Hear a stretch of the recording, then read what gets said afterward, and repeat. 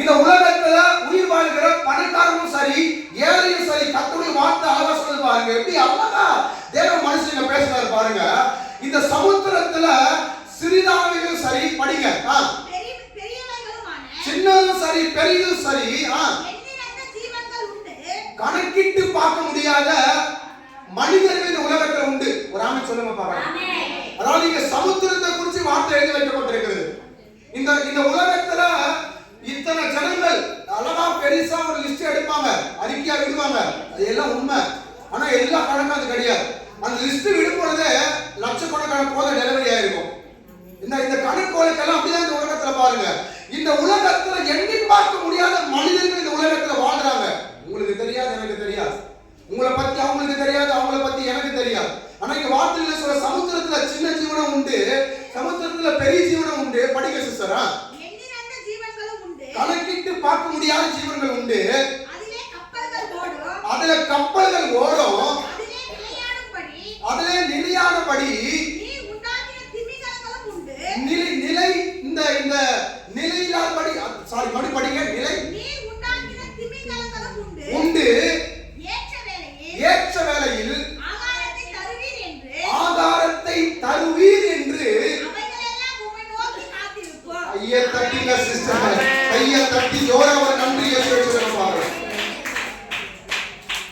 நம்ம ஆண்டவருக்கா காத்திருக்கிறதுக்கு அவ்வளவு கஷ்டமா இருக்கும், ஏற்றுக்கொள்ள முடியாது. அநியாயம் பண்ணுவாங்க, அடுத்தடுத்து நன்மையை வாங்கி ப்ரமோஷன் வாங்கி மேல மேல போவாங்க. நமக்குள்ள ஒரு எண்ணம் வரும், ஆண்டவர் எனக்கு நன்மை தரல, ஆண்டவர் ஏன் எனக்குள்ள ஒருவேளை என்னுடைய தீமையா, என்னுடைய குறைபாடா, என்னுடைய நீ சரியில்லை அவங்க சரியில்லை, பிசாசு கரெக்டான நேரத்தில் பிரிவுகளை உண்டு பண்ணுவோம். நீங்க பக்தன் அழகா சொல்றாரு பாருங்க. கடலுக்குள்ள சமுத்திரத்துல சின்ன ஜீவனம் உண்டு, பெரிய ஜீவனம் உண்டு, எல்லாத்தை விட திமிங்கலமும் உண்டுன்றார். நாமே சொல்லுங்க பாருங்க. இந்த உலகத்துல பணக்காரன் ஏழை மிடில் கிளாஸ் எல்லாத்துக்குமே கட்டத நம்பிக்கை தரார். எப்ப தெரியுமா? அவரை நம்பி இருக்கும் பொழுது, அவரை ஏற்றுக்கொள்ளாத சில கூட்டங்கள் ஐஸ்வர்யமா தெரியலாம், அவங்க எல்லாம் உலகத்தின் ரீதியா ஐஸ்வர்யமா தெரியலாம். ஆனா ஆண்டவரை ஏற்றுக்கொண்டிருக்கிற மக்கள் உலக ரீதியா ஐஸ்வர்யமா இருப்பாங்க. எல்லாத்துக்கும் மேல உண்மையான தெய்வம் என்பதை சொல்றதுல ஐஸ்வர்யமா இருப்பாங்க. கையை தட்டி ஒரு ஆமென், கையை தட்டி ஒரு ஆமென் சொல்லுவாங்க. அதான் பாஸ்டர் சொன்னார், அம்மா வந்து சாப்பிட்டு சொன்னாங்க, இந்த குடும்பம் எவ்வளோ உபத்திரவப்பட்டு இருக்கு. இந்த குடும்பம் ஆண்டவர் ஏற்றுக்கொண்டு எவ்வளோ பிரச்சனை, எவ்வளோ நல்ல குடும்பமா இருந்தாங்க. அம்மா குறிச்சு அழகா பாஸ்டர் சொன்னார், சாட்சி சொன்னாங்க. ஏன் தெரியுமா? சில நேரத்துல சில பிரச்சனைகள் ஆண்டவர் நம்மளை கைவிட்டுட்டாருன்ற மாதிரி வரும். ஆனாலும் கர்த்தர் என்ன பண்ணுவார் தெரியுமா? அந்த பிரச்சனையெல்லாம் உடைச்சு போட்டு, நான் உன்னை கை மட்டும் விடுற தேவன் இல்லப்பா, உன்னை நான் வெட்கப்படுத்தாதபடி இருக்கிறேன் நான் தேவன், உன்னை நான் கை மட்டும் அதே இல்ல, நான் கூடி இருக்கணும் தான் சொல்ற தேவன் மட்டும் இல்ல, உன்னை வெட்கப்படுத்தாதே இருக்கிற தேவன் என்றார். கடலுக்குள்ள வாழ்கிற சின்ன மீன் பெரிய மீன் திமிங்கலமே அவரால நன்மை ஒரு காத்து கிடக்குதுங்களாம். அதுக்கு எவ்வளவு வேதனை எவ்வளவு பிரச்சனை இருந்தாலும் கர்த்தரை நம்பி இருக்குதுங்க. அவரை துதிக்கிற கிருபை பெற்றிருக்கிற நீங்கள் நானும் எவ்வளவு பெரியவங்க. வசனத்தை கேட்கிற நீங்கள நானும், வசனத்தை சொல்ற நீங்கள நானும் எவ்வளவு பெரியவங்க. உங்களை கர்த்தர் வெட்கப்பட விடுவாரா? உங்களை கர்த்தர் கைவிடுற சூழ்நிலை கொண்டு வருவாரா?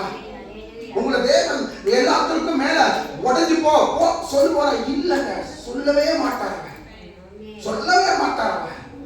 அவங்களுக்கு ஊழியத்துல பயங்கர பிரச்சனைகள் வந்தது.